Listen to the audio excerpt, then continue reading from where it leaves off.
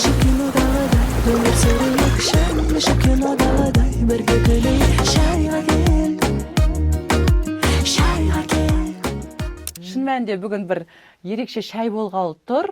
Не дүние болса да шай ішпедік па деп айтады, иә? Шай ішпедік па? Яғни оның артында бір ұсыныс, әңгімелесу, немесе ішіне жиналып қалған, түйіліп қалған бір дүниесін шығарып, сыйласу, құрметтесу, ақылдасу, соның барлығы шай үстінде шешіліп жатады. Бір-біріне жақын тарту әсіресе мысалы жаңағы сол шай ішкен кезде адамдар бір-бірінің мінезін біліп жатады, түсініп жатады бір-бірін.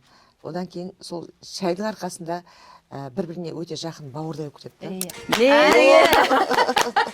Көңіл күй деген енді керемет. Қалайсыздар? Кинодағыдай үмсірейік. Гүлекем. Қалайсың досым? Мөлдір. Ал. Шайға дайынмын. Шай құйыңыздар. Келдім. Құямыз. Күйеуің сондай, тек жұмыс емес, өнер. Оған хобби да сол, табыс та сол, сахна, көрермен сондай болса болды. Көңіл жеткілікті болды ма, Мөлдір саған? Иә, енді болды ғой, болатын кезде болды болмай. Армысыздар, ханымдар, қалдарыңыз қалай? Шүкір, Тауалаға, Мөлдір, өзің қалың қалай? Рахмет, жақсы. Бұл жерде бір қызық болайын деп тұр. Әдетте шайға қыздар шыққан уақытта кеңінен ашылып, әңгімелесіп, еркін киініп, бүйтіп отырмаймыз ғой енді.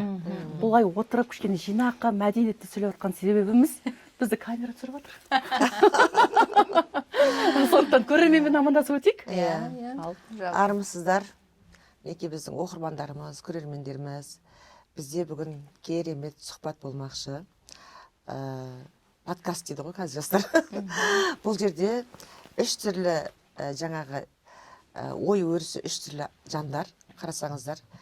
Жас поколение, ортаңғы деңгей, жоғарғы деген сияқты үш түрлі осы ой өрісі, үш түрлі жандар отырмыз. Енді әрқайсымыздың ойымыз әртүрлі, әңгімеміз қалай болады екен, жараса ма екен, оны да байқап қарасаңыздар болады. Негізі біз дайындалған жоқпыз, не туралы әңгіме болатынын да білмеймін, шын айтсам. Қазір енді әңгіме жүйесінде өзі арғылап өрнектеліп кете беретін шығар деп ойлап. Өзі шай ішсе болды, бәрі шыға береді ғой. Шайға шақырсаң болды емес па? Шайдың ар жағында қандай түрлі тақырыптар қозғалып жатыр дейсіз. Кейде бір берекелі шай болады, кейде бір кішкене шектен шығып, кішкене бір қанша эфирдің соңында ұрысып бір-бірінің шашын жұлып негізі шай деген біздің кезде надай болған деп. Амандасайық онда, армысыздар, құрметті көрермендер. Шын мәнінде бүгін бір ерекше шай болғалы тұр. Не дүние болса да шай ішпедік па деп айтады, иә? Шай ішпедік па? Яғни оның артында бір ұсыныс, әңгімелесу, немесе ішіне жиналып қалған, түйіліп қалған бір дүниесін шығарып, сыйласу, құрметтесу, ақылдасу, соның барлығы шай үстінде шешіліп жатады. Бір-біріне жақын тарту әсіресе мысалы жаңағы сол шай ішкен кезде адамдар бір-бірінің мінезін біліп жатады, түсініп жатады бір-бірін. Одан кейін сол шайдың арқасында бір-біріне өте жақын бауырдай болып кетеді. Дұрыс айтасыз. Сондықтан да мен бұл жерде формат бойынша, ұйымдастырушылардың айтуы бойынша, үш жүргізуші болғанмен, әр жобада, әр түсірілімде бір жүргізуші осы жерде отырады екен. Сіздер ойлап қалмаңыздар, бұл жобаның жүргізушісі Мөлдір Мұқанова деп емес, келесі жолы Гүлзира ханым отырады, одан кейін Бейбіткүл ханым отырады, осылай отырамыз. Жаңа Гүлзира ханымның айтқанына толықтай келісемін. Қазіргі уақытта біз жас таңдамаймыз. Иә, қандай тақырыпта болса да ашық сөйлесеміз, әсіресе қыздар қауымы. Гүлзира ханымға мен өз басым жеке риза болатыным, бұл кісі бір күні 60-70-тегі қыздармен қыдырып жүрсе, келесі күні 25-тегі, 20-дағы қыздармен. Бәрінің ыңғайын табасыз, иә? Әр адамның өзінің жасын сұраған кезде, өзімнің баламның жасымен бірдей болған кезде, ойбай, мен соны есейіп кеткен ба деп қоямын да, ұмытып кетесің ғой, мен барлығын бірдей қабылдаймын. Өйткені менде сіңілі болмаған, қыз болмаған, менде арман болғанда, одан кейін мен ойлаймын, сол сіңіліге аш екенмін ғой, қызға аш екенмін деп та. И соны бір кішкене қыз көрсем, өзімнің қызындай көрем. Сіңілі жинай береді екенмін да, сол маған жетпейді екен. Оған қоса дүниеге тек ұлдарды алып келдіңіз. Мен өзім сізді 25 жыл таниды екенмін. 25 жылдың ішінде әлі күнге дейін сіңілі болып, Гүлзия әпке болып, Иә. өстіп сыйласып, құрметтесіп келе жатыр екенбіз. Ал Бейбіткүл ханым, көрерменмен амандасып ба? Қайырлы күн деп айтайық. Бүгін қайырлы күн. Баршаңызға сәттілік тілейміз. Бүгін сәрсенбі сәтті өтсін дейміз баршаларыңызға. Мынау шайдың қыздары деген керемет подкаст басталайын деп жатыр. Гүлзия әпкеме сізге айтайын ба? Осыдан 15 жыл бұрын мен әншілерді, композиторларды, ақындарды бір-біріменен аралассын деп шайдың қыздары деген чат ашқанмын. Сіз ол чатыңыздың атын өзгертіңіз енді. Қалай деп айтайын ба? Алтын көпір деп қойыңыз. Бір-бірліктеріне сіз алтын бәрін көпір деп па? таныстырасыз. Иә. Біздің ортамызда мені Абылайхан дейді, ал керек болса. А. Неге дейсіз ғой? Абылайхан 300-дің басын қосқан дейді. Ұйымшылдыққа шақырған, тәртіпке шақырған дейді. Енді мен керемет тәртіптімін деп тұрған жоқпын. Солай қыздардың өздері қойған аты да, а сізге алтын көпір деген ат Мен солай шайдың қыздары дегенім, жаңа Гүлзира ханым айтып кетті ғой. Шайдың ішінде біз жаңағы бір-бірімізбен кісі біліскенше, ат кісіні ескенше дейді ғой. Сол сияқты бір-бірімен білсін деп шайдың қыздары деген чатты ашып, бір-біріне жаңағы сазгерлер, ақындар әндерін ұсынып әншіге. Себебі ол әнші қыздар, жүргізушілер бар ішінде, радио жүргізушілер бар ішінде. Соны қарап отырсам, қазір сол менің 15 жыл бұрынғы айтқан тақырыбым визуализацияға айналып, Шайдың кәдімгідей қыздары. үлкен шайдың қыздары деген подкаст шығып жатыр. Қараңыздар. шайға кел шай ішіп бірге отырып кино көріп Ал енді не жаңалықтарыңыз бар? Гүлзира Гүлзира ханым, ханымнан сұрайық. Күшті жаңалық болды сіздің екен. жолыңызды қазақ қыздарына жұғысты қылсын. Әмин. Осындай сып-сұлу, ажарлы, барғына үлгеріп, көпшіл мінезіңізбен қоса немерелі болып, кезекті рет әже атанып жатсыз. Бау берік болсын. Құтты болсын, бау берік болсын Гүлзира. Ол ма, қыз ба, есімі Ал, кім, айтыңыз есімін кім енді. қойды? Иә, енді Қайрат пен Жұлдыздікі қыз. Енді естіватсыздар ғой, атында Рабия Сұлтан деп. Әдемі ат, иә. Одан кейін мінекей қазір Индира үйімдегі келінімде босанды. Бау берік болсын. 2 ұл болды, ешкім білмейді. Сол жаңа айтып беріп жатырмыз, жатырмыз, неғып сүйінші айтпадыңыз Инстаграмға, неге Иә. салмадыңыз деп Енді жатыр. әлі ол кішкене ғана қызыл шақалақ қой. Сол үшін мен айтам, 40 күннен өтсінші деймін. Қыз бала, иә? Иә, жоқ, ұл бала. Ол бала, уа. Иә, бірінші Қайраттікі қыз болған, енді бұл ұл. Көтер алмай тіл көзді, нетеді. Сондай жай қарапайым ғана осылай нетіп қоя салайықшы деп айтқанмын ғой. Мен де білген жоқпын, осы жерге келіп жатқанда ғана Қазір де естідім. көбіне біз шулап жатамыз, жаңағы неше түрлі жаңағы мишкаларды қойып, музыканттар шақырып жатамыз ғой. Енді біреулердің жүрегіне тиіп жатады жаңағы. Бала көрмей жүргендер енді. Біреулер армандап жатады. Бәрі де дұрыс шығар, бәрі. Но бірақ титтей нәресте періште ғой, не көтере алмайды да, тіл көзді көтере алмайды. Ең болмаса сол 40 күннен өтсін деп жатырмын ғой. Күшті, құтты бау берік Бау берік болсын, болсын. құтты болсын. Енді есімін, жаңа бір сөзіңізде байқап қалдық, есімін жағынан қалай деп Есімді қоямыз? әлі қоймадық. Менде бір ой болып тұр. Аха. Хан Сұлтан деп қойыңыздар. Бәрі айтып жатқан шығар енді. Керемет, а? Қайраттың қызының аты қалай? Хан. Жоқ, қызының аты Сұлтан. Жоқ, Рабия Сұлтан. Рабия Рабия Сұлтан. Сұлтан. Дочасының аты Рабия Сұлтан. Иә. Олдың аты Хан. Енді Рабия Сұлтанның сұлтанын алып, ханның ханын алып, Хан хан Сұлтан. Сұлтан деп қоя салыңыздар десең, иә? Бұл енді бұл жерде былай ғой, анау Қайрат пен Аян көмпістеу да, мама айтты болды деп жүреді. Мына Заңғар деген өзі жаңағы 8 сыныпты бітіре салып Пекинде оқыды ғой шетелде. Өзімен өзі самасы өсті, өз тамағын істеп, өзіне. Содан кейін ба жаңағы біздің айтқанымызға көнді келмейді. Бірдеңені айтып былай десең, жоқ былай деп тұрады ғой. Бірақ Соны- баяғыда мен таң қалғам, осы Астанаға кімнің, Аянның, иә, қызының тойына барған кезде, иә, бір жас тұсау Ақмөрге ма? Ақмөр. Сонда Ақмөр деп келе жатыр, соны ойлап қоям, мә, қандай әдемі ат қойған Ақмөр деп. Кім ойлайды, иә, сондай ат. Сосын Әдемі. қарап қысатсам, Ой, ол кезде де қыз болған. Екеуі орыс мектебін бітірген ғой. Аян да, Әйгерім де. Мама дейді, сіз дейді, сезім деп, алау деп, нарыл деп әдемі қойдыңыз дейді да. Иә, Неге керемет, иә, именно қараңызшы. біздің қызымызды Ақмөр қойып жатсыз дейді да. Ол деген белый печать деген сөз ғой. Ертең класстастары мазақтап күледі ғой дейді да. Мен айтам, балам, ол деген өте мықты ат деймін да. Ол бір Алланың жіберген мөрі деймін да. Дұрыс айтасыз. Сол себепті ол өте ол Мен қатты аттың ғашық өзін болдым сол атқа. ол аттың өзін көтеру қиын деп жатырмын да.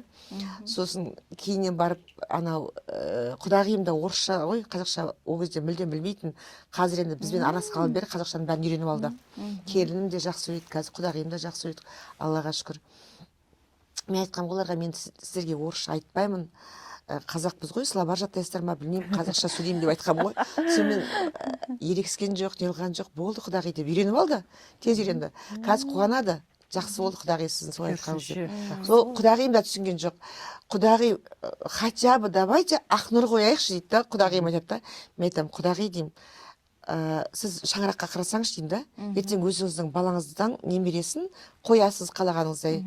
Бұл біздің шаңырақтағы біздің немереміз, Ақнұр болады деймін ғой. Сонымен демала алмай үйден шығып кеткен ғой. Соны қазір айтып күреді да. Сөйтіп әкесі профессор өте мықты кісі, бүкіл кітапта тауысқан білімді кісі, жаңа Айгераның нағашы атасы ше. Сол зынап қапты, қызым деп енді құдағиыма да, Айгераның жаңағы Аян екеуінің қыздарының аты кім болды деп, сосын папа Ақмөр деген ғой, Ақнұр әдемі екен деген ғой. Папа жоқ, Ақмөр деп айтын дейді. Сөйтсем, тонмен айтты дейді да, ооо деп осылай көтерді дейді. Сол кезде мен ісіп тұрған деден бәрі былай түскен сияқты болды дейді. Қызым не деген керемет ат деп айтты дейді да. Соң құдағи рахмет, біз бірінші түскен жоқпыз, белый печать деп ойладық дейді. Қазір сондай жақсы көріп кетті сол ат дейді. Сөйтсем Жұлдыз ренжиді, мама сіз оны мен қыз тусам қоям деп айтып едіңіз ғой деп. Мен айтамын, сен өзің сезім туғанда сезім қап-қара болып туылды. Кім алау мүлдем қап-қара болып туылды. Содан кейін мен оларға қоя алған жоқпын деймін да. Қазір алау да сезім де аппақ қыздар. Қалай әдемі. Мен есімді қызғанып кеттім ғой, сіз маған арнап жүргесін деп жатыр да. Саған кейінгі қыздарың ақ болса, Ақмөр қоям деп айтқам ғой.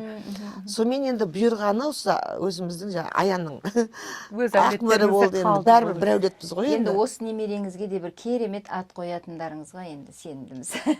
Есім қоюдың кәдімгі мықты маман екенсіз. екенсіз. Заңғарға айтсам, анау да ұнамайды, мынау да.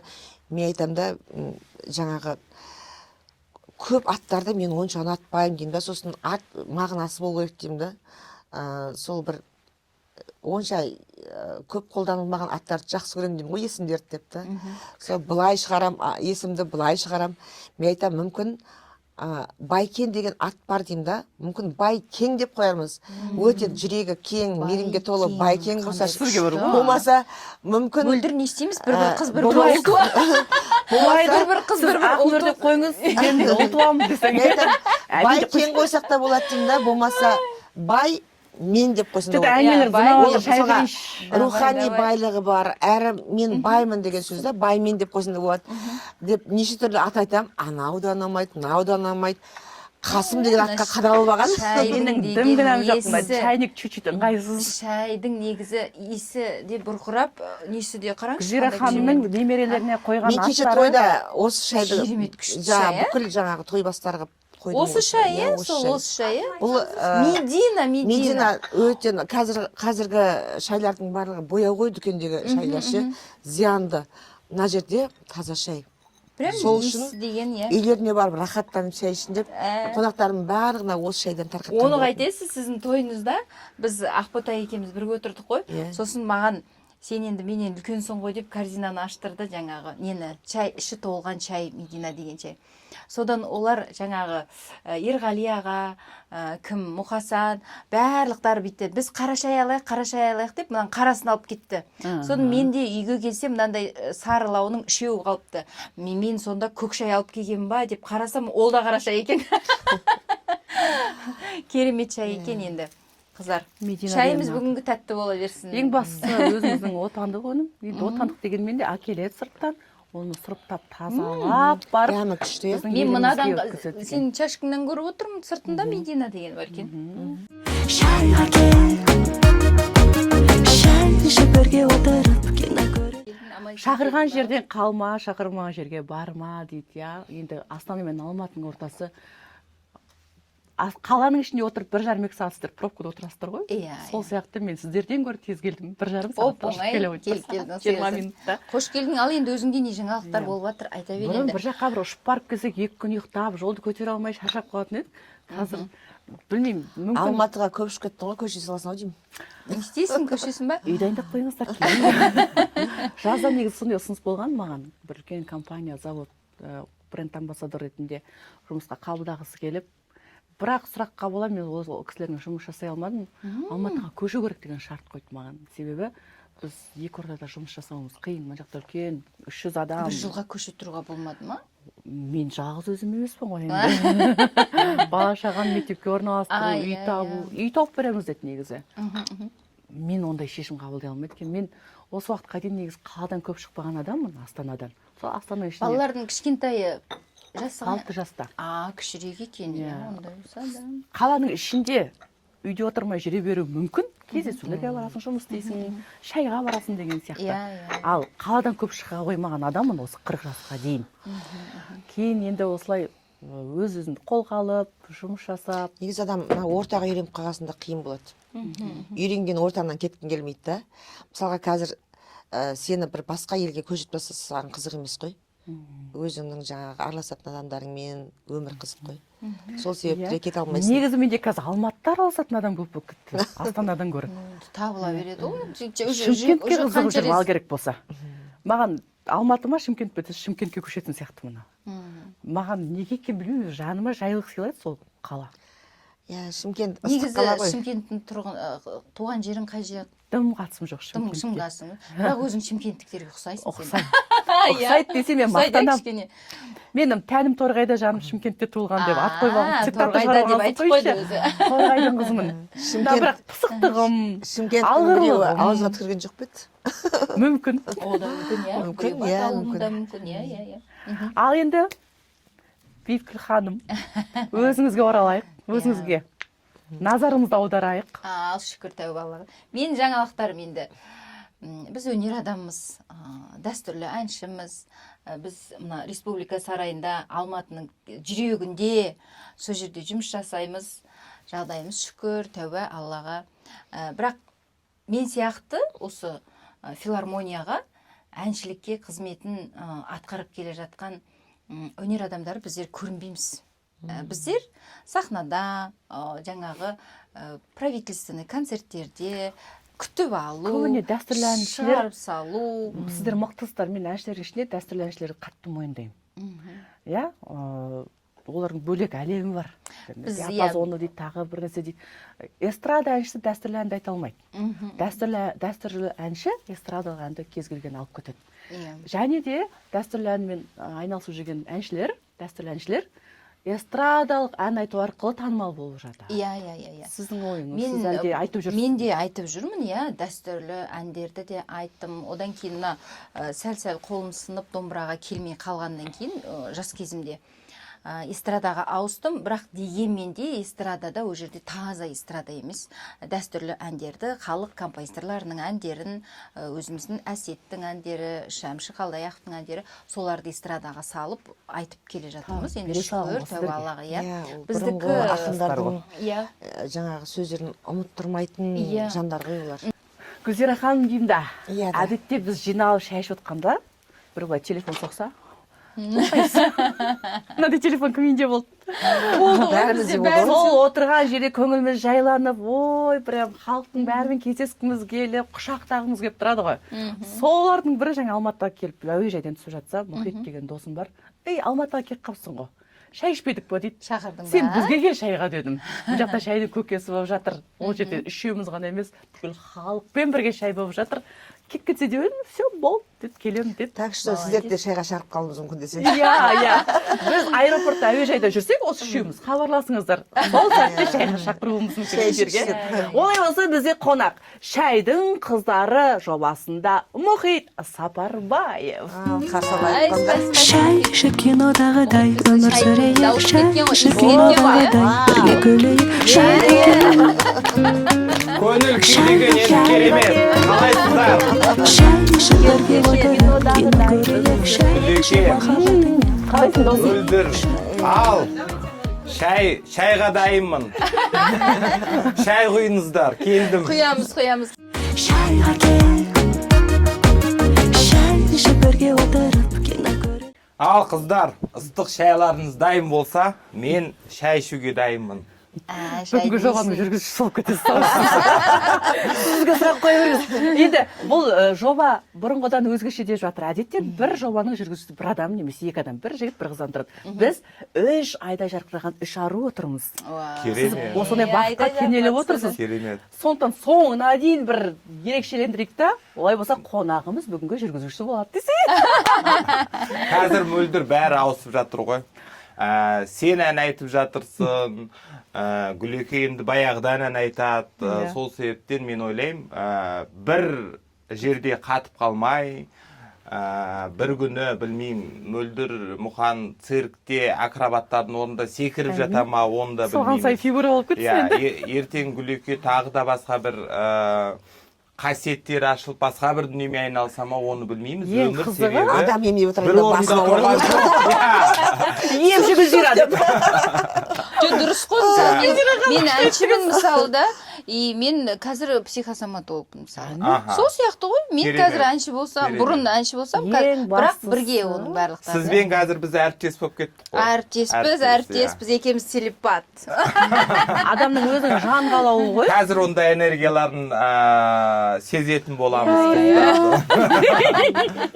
Мен азып алдым ғой Ал Гүлеке. қалайсың енді өзің туралы айта береді. Датаво көре алмай, көре алмай отырған Мен енді азған кезде енді сұмдық осындай мода екен аздым. деп аузыма Бұл мода емес. Бұл Гүлеке маған тырсиып тұрған пиджак болған. салмақ тастадыңыз. Мен осы пиджакты киіп келдім бүгін. Кішкене қыздардың көзін қыздырайын, адамдарға мотивация болайын деп, себебі негізі артық салмақ болған адамның өмірі қиындау ғой. Қиын. Иә. Денең ауыр болып тұрады ғой, сол сияқты өмірде ауырлап кетеді. Иә, түртпек дейді ғой, қоғам бізде айтады ғой. Семізсің, сен анандайсың, сен мынандайсың, сен қашан артық салмақтан арыласың деген әңгіме көп. Бірақ айтпасақ та көзімізден белгілі болып тұрады да. Бүйтіп бір аянышты қарайтын сияқты да адамдар. Құдай ай Сонда мынау сол деген. адамдардың сөзі өтіп кетті ма саған? Мәселе адамдардың сөзінде емес, өзінде дискомфорт болды ғой. Дискомфорт болды, Адышта, терлеп кетесің, шаршап қаласың, осындай дүниелер болған тұста. Сонда толықтық деген конституцияға байланысты емес, иә? Жоқ. Ол енді өзін ақтап алатын адамдардың әңгімесі мөлдір. сылтау. Отырып алып анау. қара су ішем де семіре берем деп айтады ғой. Иә, денем ірі, Гүлекен айтып жатыр ғой, қара су ішсем де семірем. Мен негізі туғаннан кейін, как будто ол ғана туып атқан сияқты да Қазақстанда. Бүкіл әйелдер туып атыр ғой. Бірақ өз-өзін ақтау сондай бір процестері бар да. Және де көп сұрақ болып жатыр. Көп Енді сұрақ. ол сұрақ қандай екен айтайын ба? Қандай? Қалай яздың? Қалай аздым деген. Иә, керемет сұрақ. Керемет сұрақ. Бұл жерде мынандай дүние. Мен негізінде өте азу процесінде опытым көп адаммын да. Мен жасамаған дүние жоқ. Мен ашықтым, Қытай таблеткасын іштім, ПП-да отырдым, смузи іштім, мен жасамаған дүнием жоқ. Ешкімге жұмыс істемейді ғой. Қанша жылдың ішінде істедің? Вообще қазір қай ең жасында бастап? актуальный тақырып Жоқ, барлығына проба жасадым деп тұр ғой. Ең маңыздысы Барлық қайсы болды? этаптан өттім. Сол кезде мен бір нәрсеге тіреліп қалатынмын. Тастайым, 10 килограмм, 15 килограмм тастайым. Қайттан көтересің. Одан кейін оған плюс 5, плюс 10 килограмм қайттан тастаймын, қосып қосып аламын да. И сол бір шырмауықтың ішінде жүре бердім. Енді сіздер білесіздер ма, білмейсіздер ма, мен 5 жыл бойы осы медиа саласында жұмыс жасап жатқан жоқпын. Ешқандай реалитида жүргізбеймін, ешқандай жобада жүргізбеймін. Соңғы нең кіммен болды ғой дейм, Жанархан қызыменен, съемка, Иә. Сол бір Супервумен деген жоба. Супервумен деген соңғы. Ой, рахмет. Супервумен деген жобаны жасадық, Супервумен жобасын жүргіздік. Одан кейін мен жалпы өзімнің жұмысымды психологияға қарай бет бұрдым. Және де қалай салмақ тастадым деген мөлдірдің сұрағына мен былай жауап берейін деп отырмын. Медитация. Қыздар, сенесіздер ма? Медитация. Миыңды көндірдің ғой, айландырып, Тек қана медитациямен осы результатқа күніне жеттім. неше сағат бөлу керек? Күніне 1 сағат жеткілікті. Күнде. Ол жерде қуып кетіп 6 сағат бүйтіп отырудың қажеті жоқ. 1 сағат жеткілікті. Бірақ оның қалай жасау керек деген технологиясы бар да. Сол ғой. Любой Біз отырып нәрсені- көзіміз жұмып аламыз да, бала шағаны ойлап отырамыз, мектепті ойлап отырамыз. Сол ғой. Соның барлығын шығу керек, иә. шайға кел шай ішіп бірге отырып кино көріп сонда қалай көзін жұмып алып өзіңді арық сезініп солай ойыңа солай ойлап сөйтіп барып азасың ба қалайсың? Мен енді бұл инсайдерский ақпарат қой. Гүлекеннің қазір мен психологияға қызығып қана қоймай, сіздің осы сала бойынша өзіңізбен жұмыс жасап жүргеніңізді білем. Және де медитация деген не деген сұрақты сіз точно білесіз, Гүлеке. Мен медитация жасаған кезде адамдар қандай қателік жасайды. Мысалы, YouTube-та өліп қалған медитациялар бар. Өлі медитация деп неге аталады? Себебі ол жерде энергия жоқ. Оны кезінде айтып кеткен да ол. біреу оны дауысын жазған, одан кейін ол сол кезде ғана актуалды болды. Мысалы, Қайрат Нұртастың фонограммамен беретін концерті басқа өтеді. Мысалы, записін үйде жатып тыңдаған басқа болады. Және де Қайраттың концертіне келіп, ол жанды дауыста концертіндегі атмосфера, энергия бәрі бөлек қой. Оны салыстыруға келмейді. Сол сияқты мен үнемі бір адам болсын, 10 адам болсын, үнемі тірі медитация өткіземін. Осы жерде, дәл қазір осы жерде, осы сәтте. Супер Л деген курс бастадым. Бірінші ағым дейді ғой. ЛК-лардан бастаған екенсің ғой. ЛК деген мен сол размерге келдім ғой, соған жеттім ғой. ЛК-лардан бастаған ғой. Менмен бір тиген. ЛК-лардан бастаған. 3 XL-ді киіп, 4 XL-ді киіп, осы деген киім сыймай. Мен басқа адам көрген сияқты отырмын ше. Қазір ЛК. Өмір бақи Қазір ЛК. Бір 3 ЛК болдың ба? 3-4 Л болғанмын. Сол Сол себептен айтамын да, бұрын бір басқа адаммен араласатын сияқты, қазір мүлдем басқа сияқты. Сондықтан біз сені өтіп отырмыз. Әйтсе Қайрат кішкентай кезінен бастап білемін ғой. Бірге талай жұмыс жасағанбыз ғой. энергия деген ауысады.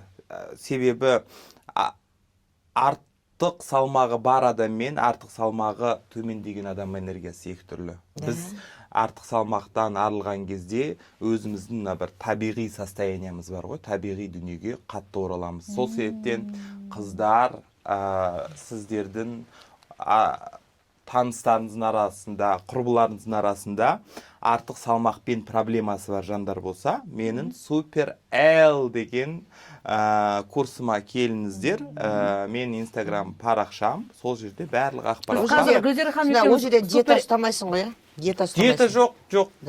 Біз қазір Супер Лмыз. Тортты да жеймін, шай. Мен Супер Лсың. өмірімде диета ұстап көрмеппін. Супер М, Супер С болғанда айтасың ғой бізге.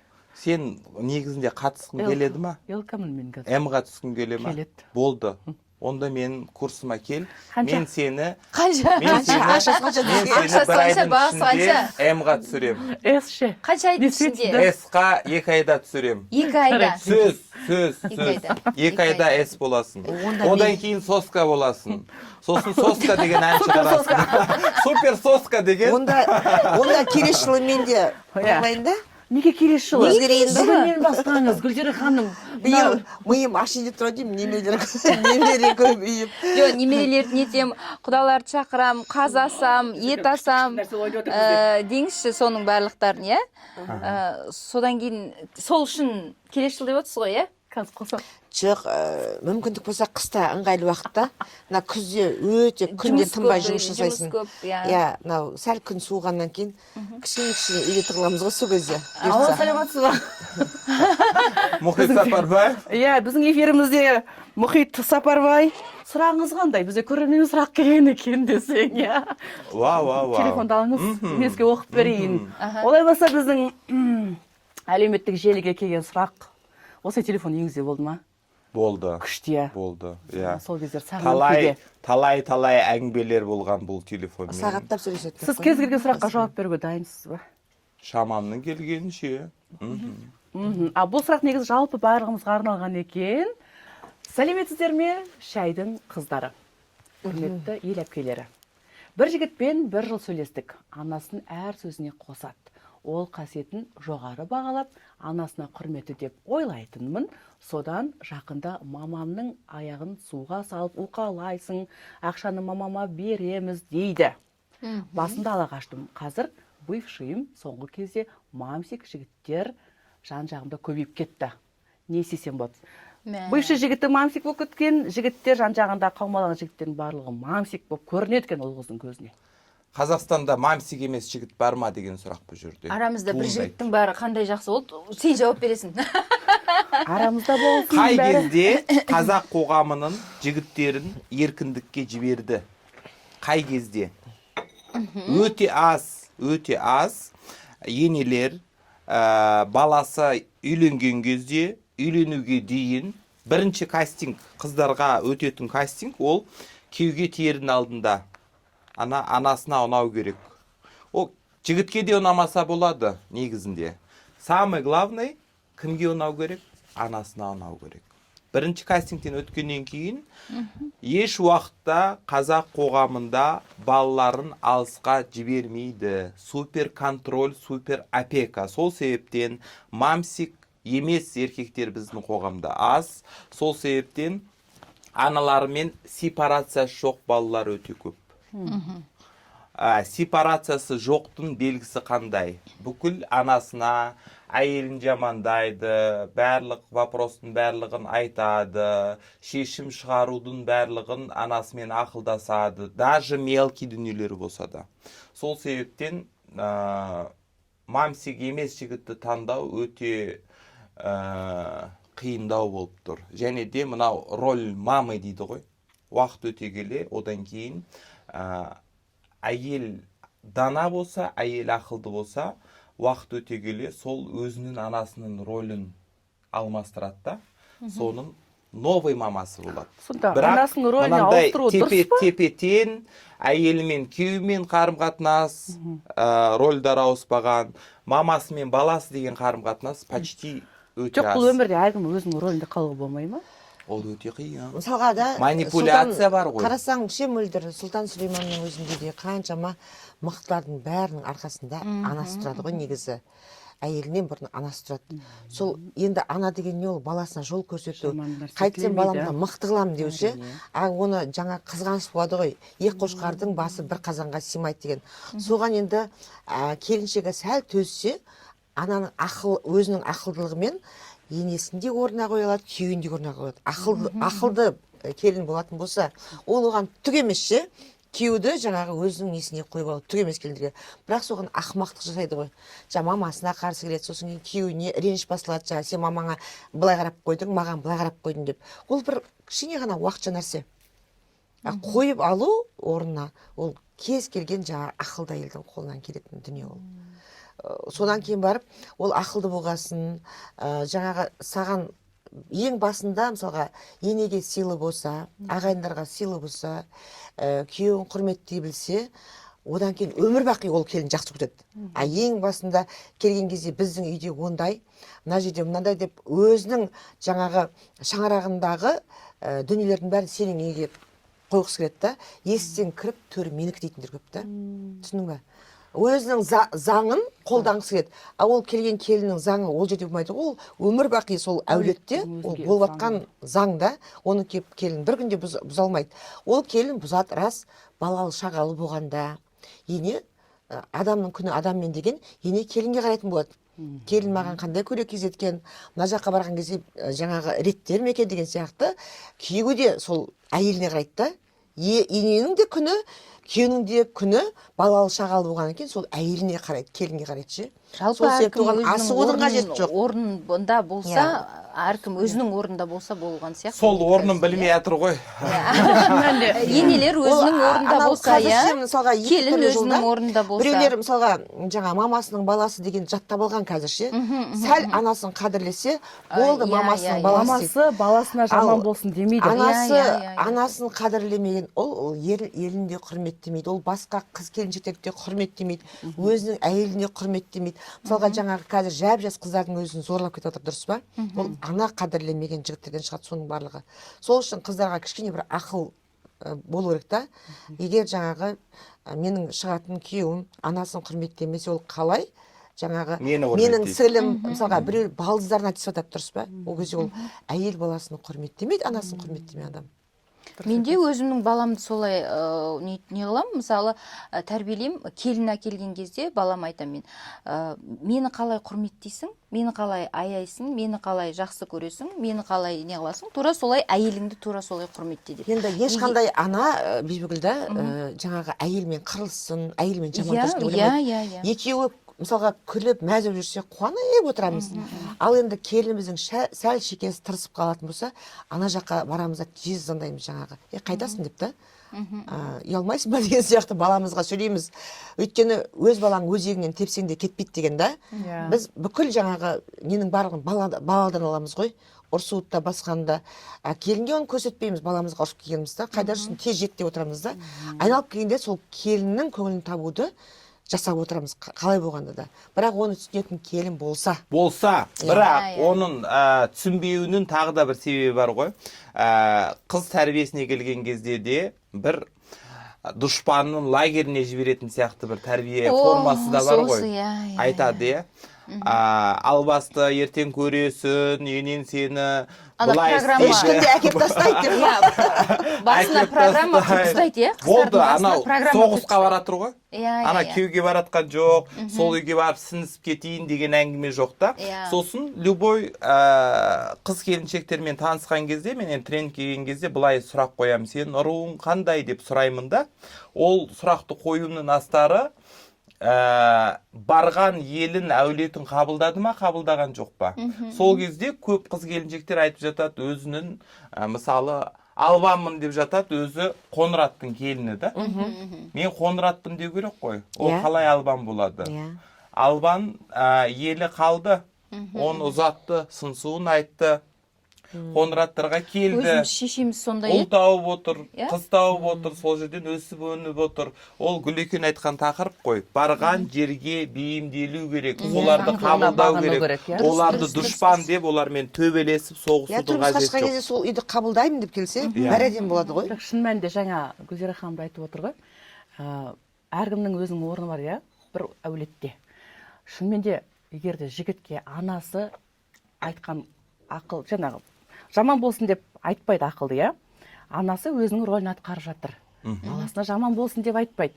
Ал әйелі өзінің рөлін атқарсын. Егер де үлкен әулеттен ақыл кеңес келіп, баласы соны нәтижесін көрсетіп жатса, келінге рахат қой, жаңағы әйеліне. Бірақ сол айтып тұрмын ғой, бұл жерде келіспейтіндері бар да. Болады. Мамасы, олар өздері үлкен семья, олар өздері шешеді, шаруам жоқ, айналысып араласпаймын дейтін.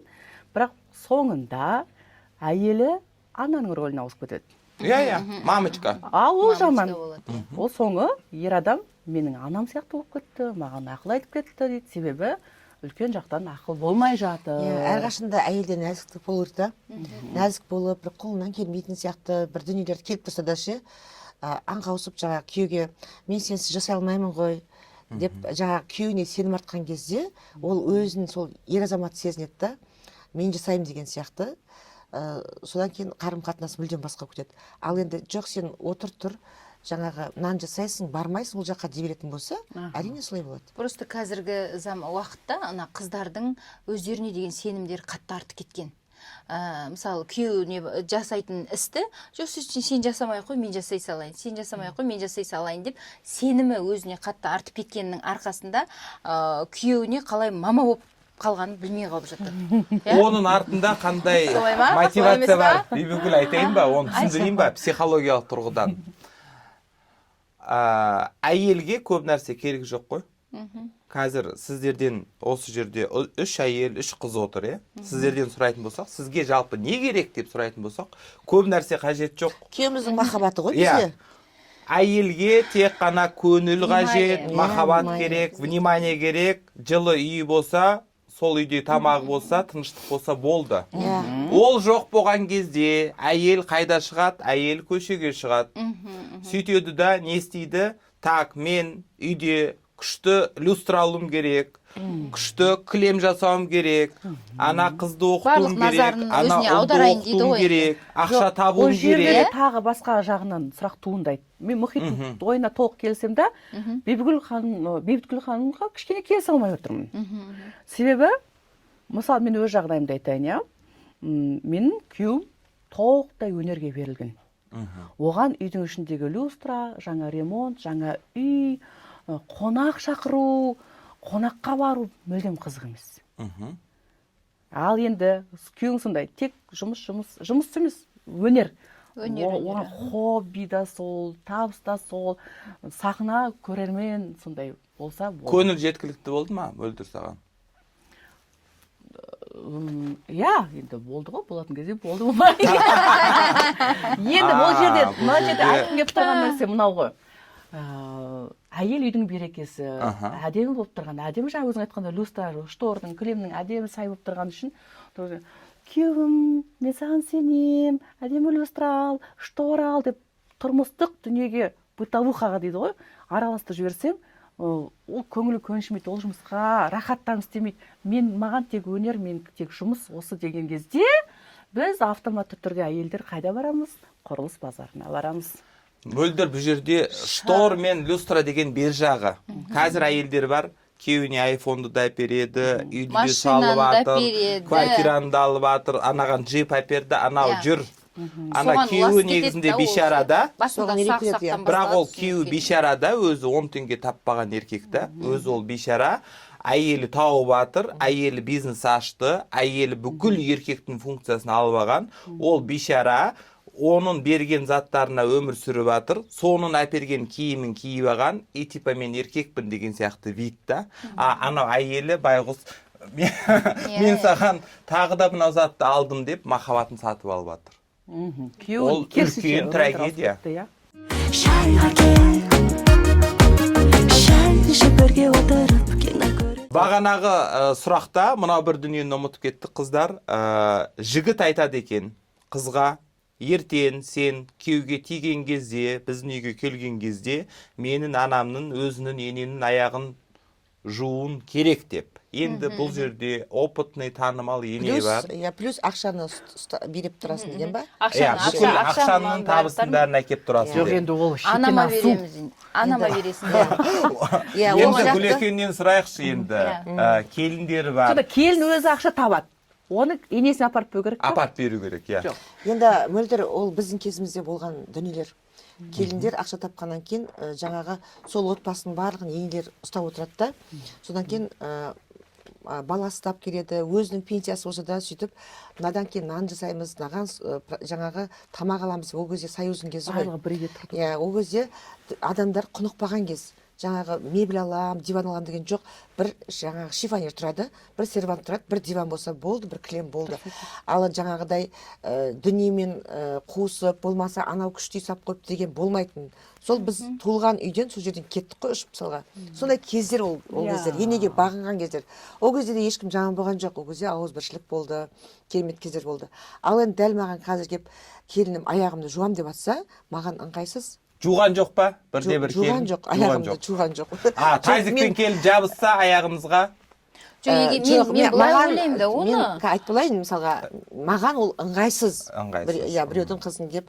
Одан кейін мен еш уақытта келіндерінен айлығын сұрап, ақшасын сұрап көрген емеспін. Ол ең бастысы өзінің алатын заттары бар, іш киімі бар, жаңағы мүмкін анасына сыйлық алғысы келетін шығар, дұрыс па? Құрбысымен бір жаққа. Шай ішкісі келетін шығар. Еш уақытта келін сен маған ақша бер деп айтып көрмеппін. Бірақ қолымнан келсе, бірдеңені армандап отырса, мысалға көлік армандауы мүмкін, басқа армандауы мүмкін, мысалға мен оның міндетті түрде соған көмектесуге тырысамын. Өйткені балдарымның да маған беретіні бар. Мысалға барлық ойлайды да, Қайраттың табысымен ғана күн көреді. Ана екі баласы жай былай жүр, неше түрлі машинаға мініп алып, келіндері былай жүр деп. Менің екі келін де блогер ғой. Олардың рекламасын өзі жетеді. Гүлзираның келін деген пижат басылып тұр ғой, бастарында болды ғой. Ұшып жатыр ғой ше. Әр жерде мысалға 500 мың болсын, 200 мың болсын, миллион болсын, олардың табысы өздеріне жетеді. Құдайға шүкір, барлық жер шақырады оларды ше. Оны өздері жаңағы Инстаграмнан көрсе болады. Ал енді Аяным өмір бақи жұмыс жасап келатыр ше, ол да не. бірақ оныкі көрінбейді да, ол үлкен үйде ғой енді. Заңғар енді пысықта ол. Көбіне жаңағы өзінің алатынын, бөлетінін бәрін біліп алған. Ол енді стройка жақта жұмыс жасайды, үлкен жаңа немен жасайды ол енді. Анау цемент қарайды, бір бәле қылады, осындайларға машиналар қойып, әйтеуір өзінің табысы өзіне жетеді. Шындығына келгенде барлығы заңғардан ақша сұрағышта пысықта болшы. Мектепте жүргенде сондай болатын. Келіндерден сіз ақша алмайсыз, иә? Келіндерден еш уақытта алған емеспін. Одан кейін мамасы кейін не сыйлық керек, менде бәрі бар ғой балам ау деп сөйтем да. Сонда да болсын, көңілім көтеріп бір даже мына сағатымды да Әйгерім сыйлаған өте жақсы сағат, мама осы деп жаңа таза бірдей осы хит болып атты ғой. Жаңағы мына жүзігімді мысалға Индирам сыйлаған деген сияқты мен өзім жақсы көремін, қанша не болса да. Қанша миллион деп Ал қарап енді қанша не болса да. Әлі ондай миллион сағат таққан жоқ. Солай мысалға жаңағы келіндерім бір сыйлық алуы мүмкін.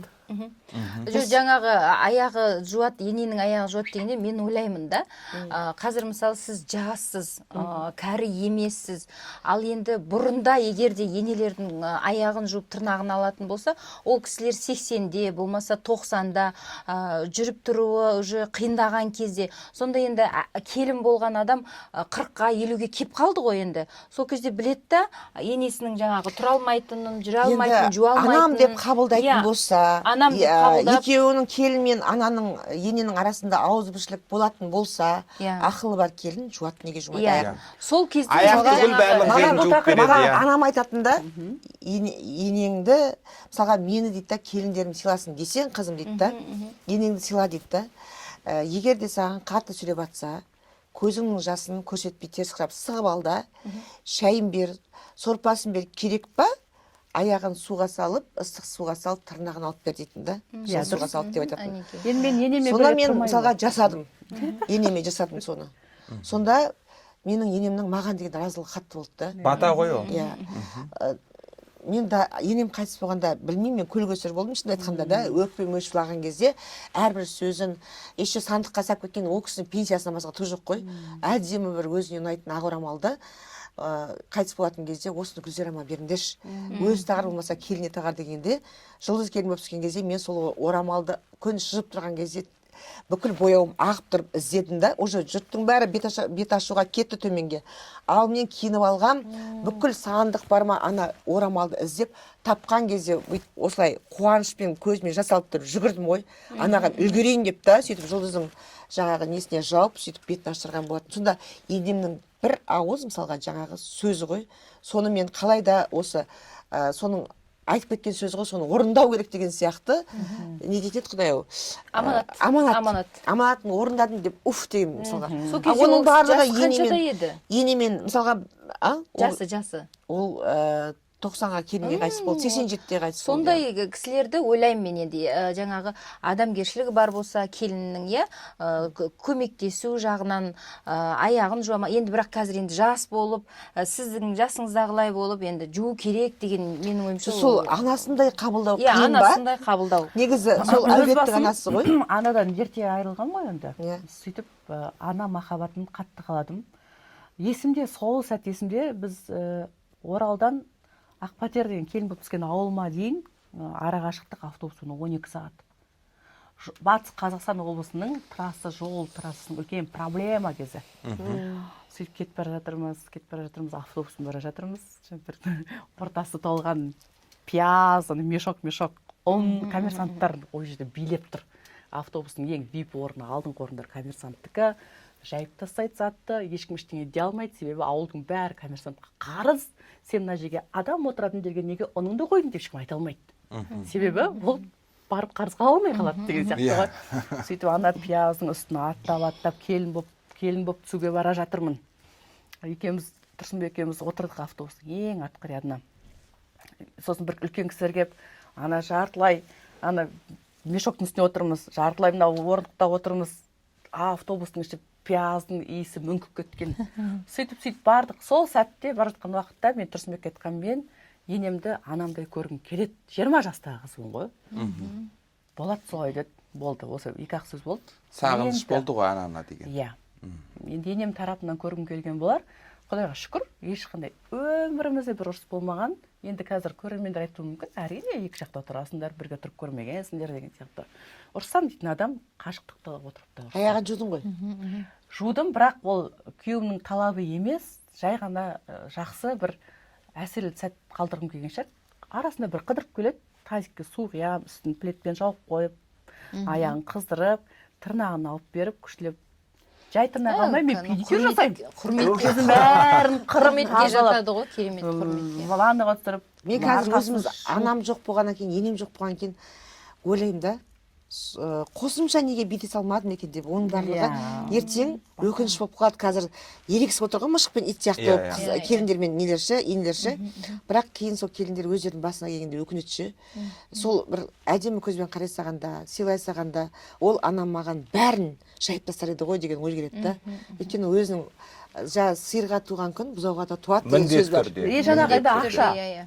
Мысалы, әлі күнге дейін жазады маған, мөлдір ақша салып жүрші. Ол толық тапқан айлығыңды маған бер деген сөз емес. Жай ғана хабарласып жатыр.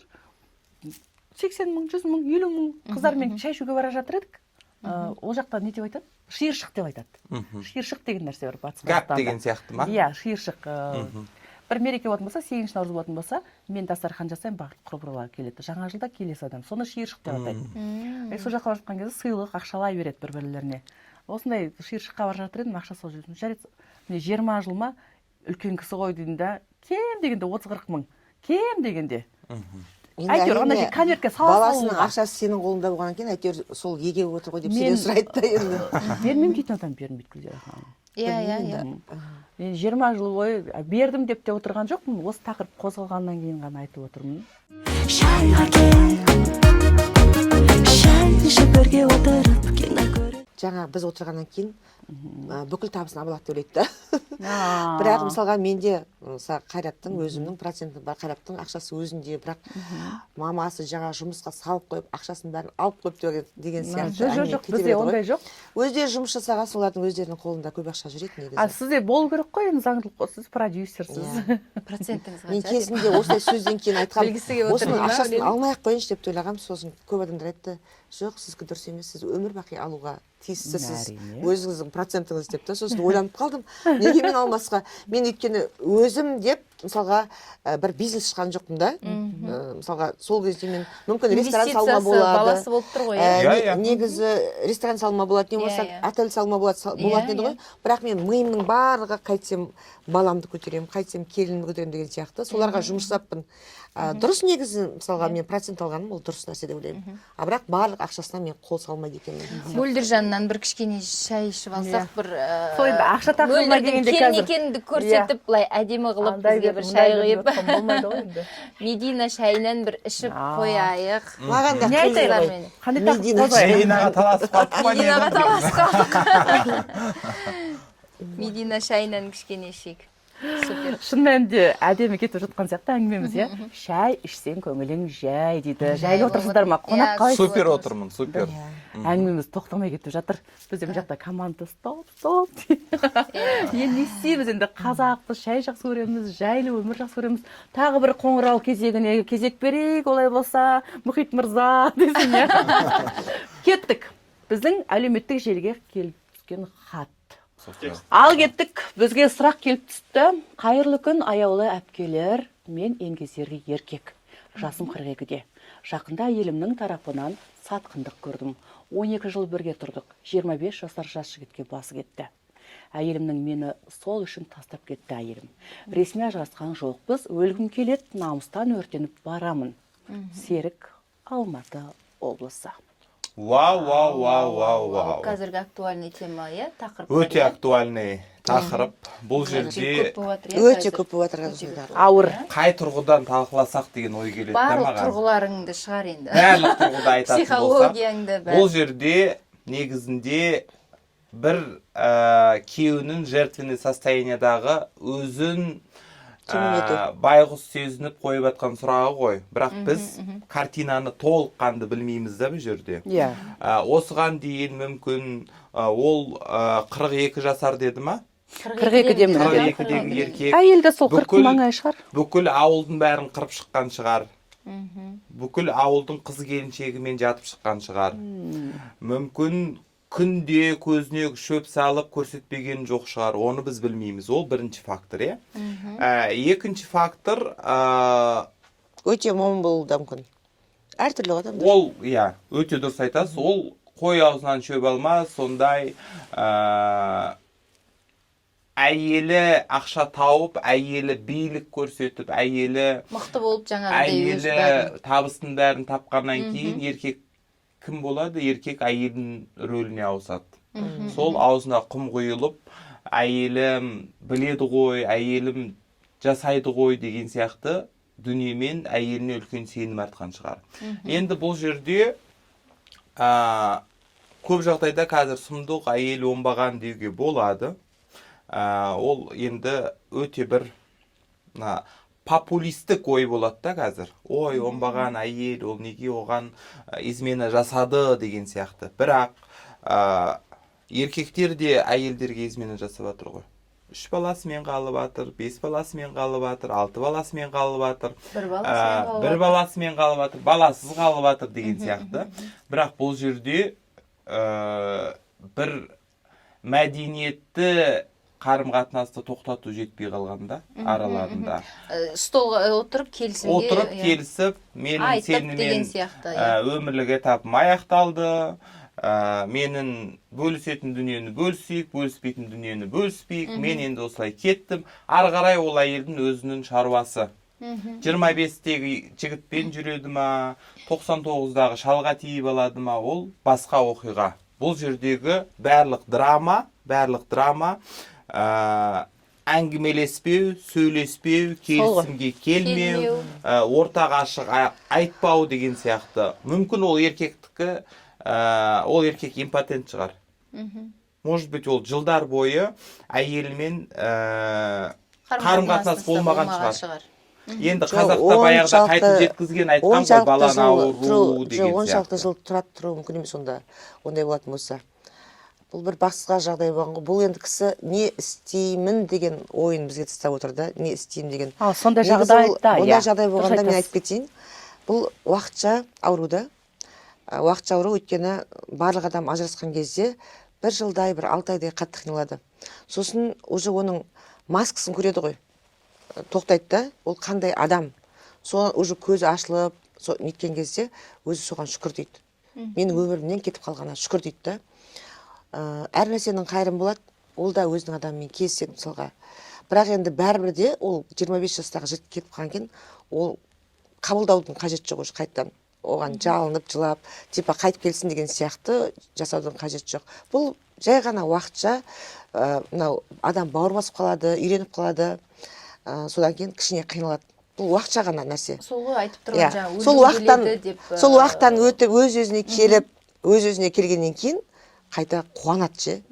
Өйткені ол сатқындық жасап тұр ғой. Ол сатқын адам сенімен бірге мәңгі болған саған керек па? Сол үшін бұл уақыт нәрсе, ешқандай қиналмай ақ қойыңыз. Және сол өзінің уақыты келген кезде сіз қайта ертерек білгеніңізге рахмет айтасыз қайта. Аллаға шүкіршілік айтасыз. Алла тағала мүмкін оны саған қасыңа бұл лайық емес деген сияқты. Биыл өзі тазалайтын жыл ғой. Сізге лайықты емес адамдардың барлығын тазалап тастайтын жыл. Мүмкін ол әйелді жолдасынан саған ол лайықты емес деген сияқты алып кетіп те жатқан шығар. Ол да мынау есіктен қалай сені алдап кіремін, есіктен сені қалай алдап шығамын дейтін адамдар бар. Әйел болсын, ер азамат болсын, мысалға әйелі бүкіл жағдайын жасап, сол күйеуімнің болатыны болса екен, бетсе екен деп соның жаңағы ұрпағын өсіру үшін барлығын жасап отырса, ол андай бір ұрт арам болып тұрады да. Қалай мен әйелімді қазір алдап кірсем екен деп тұрады да. И бір жаққа кетіп бара жатқан кезде жасырынып жаңағы өтірік алдап, қайтып мен алдап шығып кетсем екен. Ең ауыры сол. Әйел арақ ішкенге де шыдайды. Әйел жоқшылыққа да шыдайды. Әйел барлық нәрсеге шыдайды. Жаңағы әйелдің ақылы 40-ға жүктеп жатады ғой мысалға. Қиындығы өте көп әйелдің да.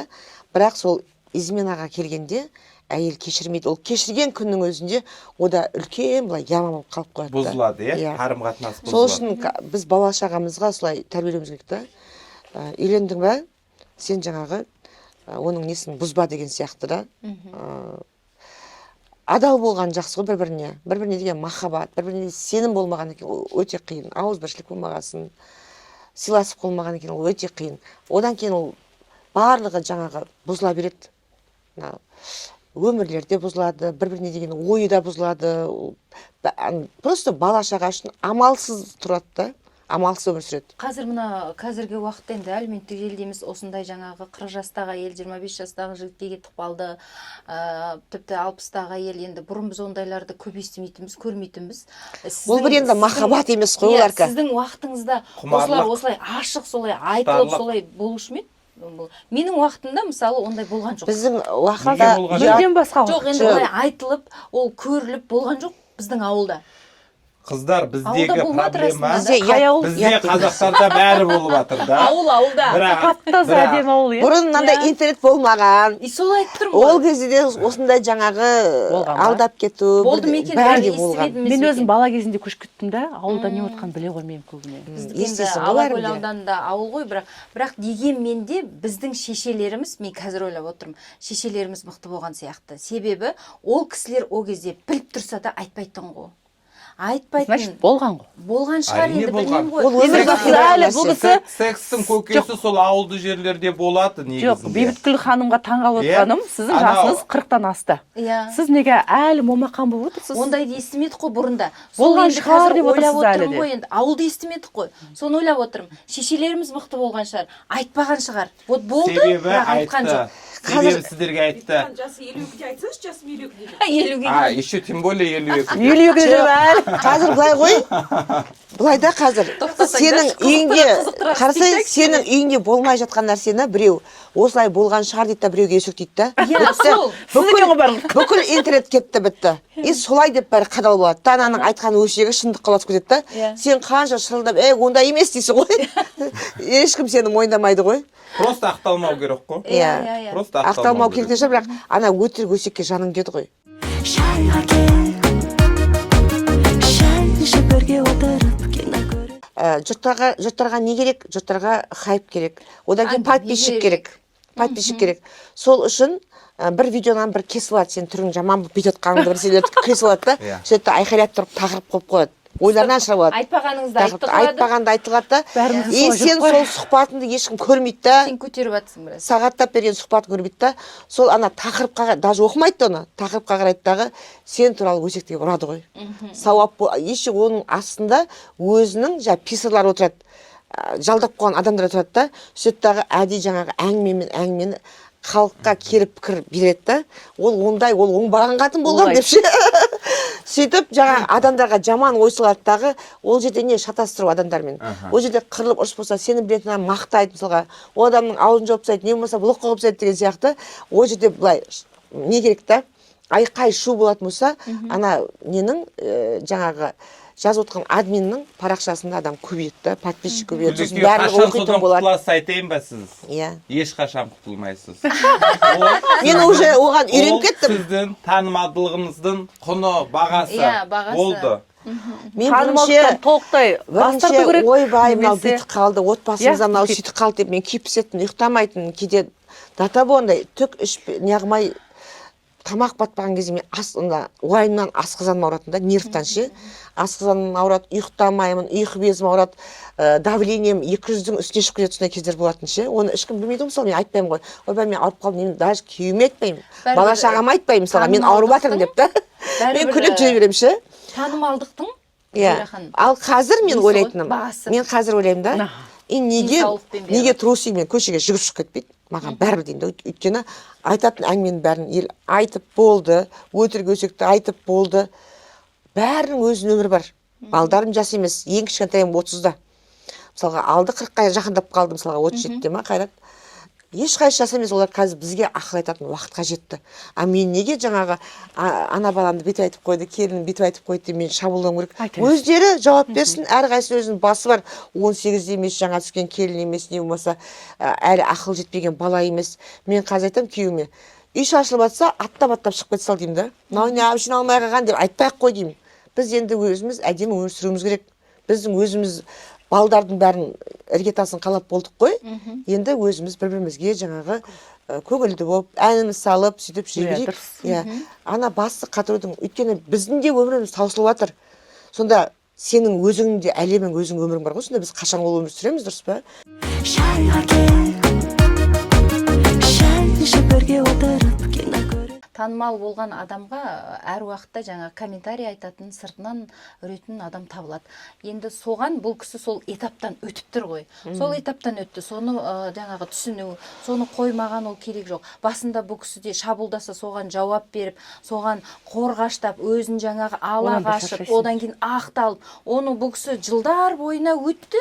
Өткеннен кейін кішкене де болсын түсініп келеді, стержені қалыптасады. Стержені қалыптасқаннан кейін қой құрсын, сен айтсаң айта бер, не қылсаң не қыла бер, өз өмірімді өзім сүре берейін дейді. Бұл да жаңағы танымалдылықтың несі. Бірақ менің өзім ойлап отырғаным жаңағы 25 жас қалай болады екен. Қоралайық. Өткенде мен TikTokқа кірсем, мені өлтіріп тастапты да. Иә, мен өлтіріп, уже жерлеп, уже 40-да жылында видимо өтіп кеткен екен. Иманды болды. Енді қазір өмір жасыңыз ақ болады. Ғұмырлы бақытты қазір мөлдір жарып жатыр, хит болып жатыр, мен жарып жатырмын, хит болып. Бәрі алма кезек қой. Ол уақытша нәрсе ғой. сынайтын, мін тағатын адамдар үнемі болады. Негізінде оған қуану керек. Біз үнемі хейт дейді, негатив дейді, соның ортасында үнемі енді өмір сүруді, оны қабылдау керек та. Сіздер енді Қайрат екеуіңіз соның осы хейттің ветеранысыздар ғой Қазақстандағы, иә. Қазір ізін жалғап жатқан мөлдір бар. Күнде пабликтердің королевасы, пабликтерде өліп қалатын арасында тағы да бір өсіп тұратын мен ойлаймын, енді бұл біздің мынау жасап жатқан жұмыстың, кәсіптің тек қана екінші сторонасы дейді ғой. Бірақ біз кәдімгі барлық адамдар сияқты өмір сүріп жатырмыз. Бәріміздің бізде ауырамыз, бізде күлетін, жылайтын, отбасына сылдырламай тұрмайды, ұсаяқ деген сияқты ол барлық үйде болып жатқан нәрсе. Кейде мен ойлаймын да, бұрын ойлайтын мен Қайратпен жүрген кезде елдің бәрін араладым ғой. Мына кісілер не деген бақытты, күшті кісілер ғой депші. Содан кейін үйлеріне барып бір 2-3 күн болып қаласың ба? Өзім қандай бақытты едім, өзімнің үйім қандай күшті деп бар емес пе? Ана бір бай үйлерді көресің ғой, дворец, енді шайқа батқан үйлер көресің ғой, бір-біріне күшті сияқты, күшті сыйлықтар беріп, прямо жеркеніп шығасың ғой. Ана күйеуі әйелін алдап шығып кету деген сияқты, әйелі одан жасырып жаңа ақшаның жасын алып қалу деген сияқты арамдық көп болады да. Келінде баланың арасында да сондай арамдық көп болады. Соны өзіңнің шаңырағым деп өзіңді білесің. Негізі біреудің отбасына қызудың қажет жоқ. Мысалға адамға денсаулық берсе, ең басы 4 көзі түгел болса, ең басы сол. Ал сен балаң мүгедек болып жатса, не болмаса өзің денсаулығың жоқ болса, күйеуіңнің ана жақта тоқалы болса, мысалға сен бай болып шіріп кет, ол саған қызықпаса ол мысалға, одан да икра жегенше қара шай іш, дұрыс па? Рахаттанып отыр. Сол үшін андай қатты қызығы өсектеп, мынау байып кетті, бір-бірін аңдудың қажет жоқ. Ол бай адамның артында да қаншама өкініші өзінің мұңы тұрады. Сол себепті оның барлығынан сіздер аулақ болыңыздар, қатты қызықпаңыздар. Сосын кейін мен бір таңалатыным, біз қазіргі осы заманда өсек көп өткенде бәрінің аңдитыны өсекші. Ол бір жағы өзіне бір үлкен минуста, өзінің өміріне. Өйткені сен біреу туралы өтседен ба, ол сенің басыңа келеді. Сен басыңа келмесе, балаң басыңа келеді. Ал сенің ең жан жерің анаң мен балаң. Солардың баса берген кезде сенің жүрегіңе тиеді да. Лучше өзіңе берген жақсы ғой. Ана кезде шырлап кетесің ғой. Сол үшін енді Алла естіркесін деп сөйлеу керек қой. Бірақ шындығына келген кезде мынау не туралы? Біздің өмір туралы, жастарымыздың болашағы жайлы, мынаны былай жасасақ қалай болады? Бізде Қытайда бүкіл завод, бүкіл сауда жүріп жатыр. Біз неге өзіміз ойластырып, осылай әулетпен бір завод ашпаймыз? Не болмаса, мысалға, анау Алакөл барлығына барғысы келеді, жұрттың бәрі неге шетелге шуайды, мысалға, пәлен миллионмен да. Сораға бір көрнекті қып, жаңағы удовольствиесімен керемет етіп, мысалға, демалыс орындар ашып қойды. Қанша елімізге пайда, ол жерде қаншама адам жұмыс жасайды. Оның нәпақасы саған үлкен сауап, әр жұмысшыға берген нәпақаң ол сауап үлкен да. Одан кейін қаншама адам барып демалады, ол өзінің энергиясын толықтырып, өзінің денсаулығын, одан тағы да сауап мысалға ше, адамның сен көңіл күйін көтеріп энергия берген үшін ол саған сауап, дұрыс па? Бір жағынан өзің қалталы боласың. Ана жерге өте әдемі қылып салып қоятын болсаң, осы Түркиядағыдай күшті жерлер жоқ қой. Қай елге бар я, тура Түркиядағы сияқты удобство жасамайды ешкім. Сол сияқты аппақ пастельмен жаңағы жай-жай кроваттар емес, кәдімгі дутый, рахаттанатын, ана еще шығатын болсаң, прямо көктермен көркетіп саған ғой енді, алдында жылы бассейн. Вот сондайдың бәрін қалауыңша істеп таста, концерт беретін жерлерін. Вот соның барлығын дамытсақ деймін да, одан да өсек аңдап отқан кейін саған Құдай ақша бермейді ғой. Біреудің ақшасын санап отқан. Ханым айтқысы келіп тұрғаны, өсек аңдамай, біреудің өмірін жамандамай, сенде бір кірпіш дүниеге тетігін таптап бар қалан дейді. Одан да неге біз кәсіппен айналыспаймыз? Нәске тоқсақ та, дұрыс па? Дұрыс. Сондай нәрсеге бір бейімделсек, тәрбиелесек балдарды. Әркімдікі өзіне ай Алай болса, көрінер деген нәрсе. Иә. Мұхит мырзаға алғыс білдіреміз келгеніңізге. Негіз көп нәрсе айтқысы келіп отыр, көзі жан. Или операциядан кейін бар. Мұхит, тағы да келесің ба бізге шайдың қыздарына? Мен тағы да келейін. Тағы да келесің ба? Мен сезіп отырмын, Гүлекенден тағы да көп ішім толып қаппа. Гүлекен деген енді апамның сандығы сияқты ғой. Ішінде мәдениеттілік те бар, құнды ақпарат та бар, білім де бар. Соның бәрі анау қазанда қайнаған сияқты қайнап жатыр ғой. Сол себептен шақырсаңыздар, шай ішуге тағы да келемін сіздерге. Айтайын дегенім, жобаларыңыз ғұмырлы болсын. Енді адамдармен жұмыс жасау оңай емес, білесіздер. Әрбір қонақтың өзінің аурасы болады, атмосферасы болады. Енді жаман жақсы теледидардан 17 жыл бойы сәлем деді, қайырлы таң деді, қайырлы күн деді, қайырлы кеш дедік, түрлі эфирлер болды. Бірақ бір бағжанатын бір жоба болады.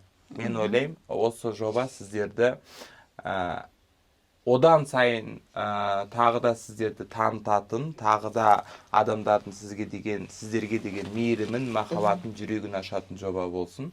Өз басым бүгін сіздерге келгеніме қуаныштымын. Сұрақтар көп, енді ол күнделікті жұмыс жасап жүрген адамдармен ол сұрақтарына жауап беріп жүрген адамдарымыз ғой. Жобаларыңыз құтты болсын. Сіздерге бүгін келгеніме қуаныштымын. Сыйлығымыз керек. Тағы да күтеміз.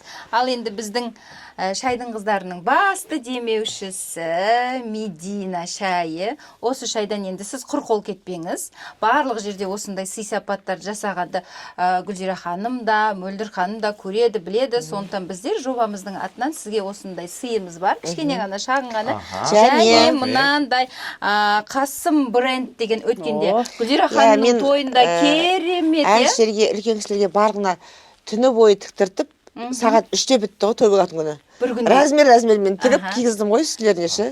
Осы сізге бір сыйымыз болсын. Мен негізінде Гүлекен тойына үлгермей қалғанмын. Мынау енді тойға бармасам да аса құрметпен, махаббатпен осы тойдан қызық болсын, костюм шешіп кигізейші, қалай болады екен. Тура бір Мұхиттың өзіне арналып телевизор тоқырсай өзіңіз кейін олай болса. Өткенде жаңа біздің Нұрекеңнің тойында бағдарламаның соңында кішігірім стриптиз болсын. Давай. Ал, дайынсыздар ма? Бұрынғы салмағың болса бұлай шешінбеседің, Шешіну деген несің ғой? Аны Мана қандай кімге берсек те өзінің размерімен тіктір жатырмыз ғой осыны ше. Кімге берсек те. Енді тұрып бүйтіп қойсайшы бір айналып. Кроссовкаңа подсет келді ғой. Ана жасылы ше. Мә, точно. Вау. Мә, саған Бүйтіп айналсай, құйын қойғандай. Тұрда мына жерде ше, артқа қараш қазір. Мына жерде ойы бар емес па? Әшейін анда көбісі жабыстырып қояды клеймен. Бұл жерде кәдімгі тоқиды ғой. Қазақша өрнекті, сосын ана қатты көрінетін баж жиған бір түрлі қазақша ой емес та. Керек жерлеріне осылайсың. Мынау енді керемет, шетелге матасы қандай керемет мақтадан. Өзіміздің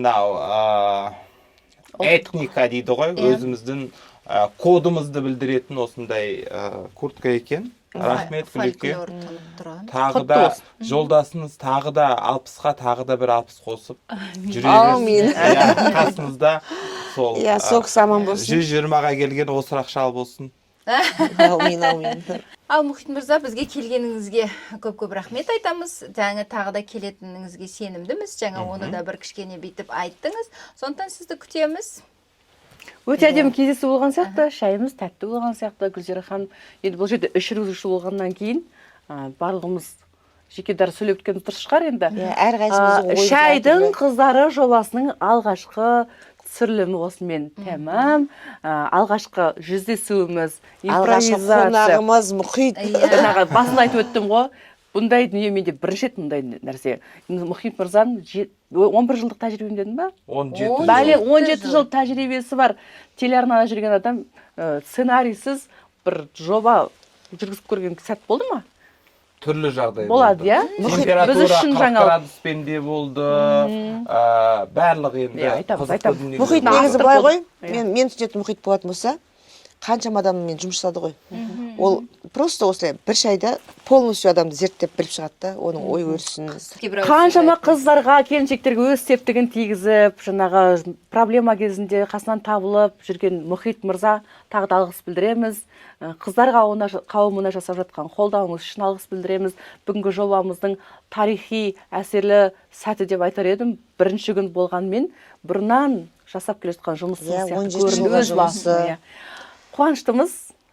Барша көрерменге алғыс білдіреміз. Бізбен бірге болғандарыңызға рахмет. Және де айта кетейінші, бағдарламаның соңында ең көп, енді мен YouTube-ның атасымын ғой, YouTube-ті жақсы білемін да. Ең көп лайк басқан, ең көп комментарий жазған адамға мен өз басым Супер L курсымды тегін сыйлаймын. Комментарийға өтіңіздер. Азам деушілер болса дейді, Иә, керемет. Азам деген адамдарға курсымды тегін берем, ең көп комментарий жазған адамдарға. Және де ең көп бізге, төртеумізге ең көп комплимент жазған адамға мен өз басым 50 000 теңге сыйлыққа берем. Вау, шикарно. Негатив комментарий болмайтын болды ғой. Бірінші күн осылай біздің Сәтті. оқырмандарымыз, көрермендерімізге осылай керемет сыйлық болып тұр. Бүгінгі мен ойлаймын, жаңағы біздің осы тақырыптың соңында біз өзіміздің көрермендердің арасынан бір адамға жаңағы шайымыздан сыйласақ, және осы Қасым несінен шапанынан біреуін жақсылап тіктіртіп берсек, иә? Солай деп ойлаймын. Супер. Иә, мінекей ақша басталды сыйлыққа. Енді сіздерге бұйыртса осы біздің эфирімізден Қасым шапаны және де шайдан, бояусыз керемет шайдан сіздерге сыйлыққа берілетін болады. Біздің көрермендерге. Шын мәнінде менің маңайым шай деген сөзге толып кетті. Шай в большом городе киносын түсірдім, білесіздер, иә? VIP орындар өздеріңіздікі, иә, бұйырса шақырамын. Шайдың қыздар деген жобаға шақырылдым. Және де шай деген ән шықты жаңа. Қояйық та. Шай іші кинодағыдай Өмір сүрейік. Шай іші кинодағыдай Бұл бірге жаңа әнің ғой. Шайға кел. Иә? Шай ішіп қояйық. Шайға кел. Айтпақшы, мен де шай шығармын мен де. Бәрімізге шай нетіп тұр екен ғой. 22 түрлі адамның ағзасына пайдалы шай шығарады мен. Шайға кел Сау саламатта болыңыздар, құрметті көрермендер, бізбен бірге болыңыздар.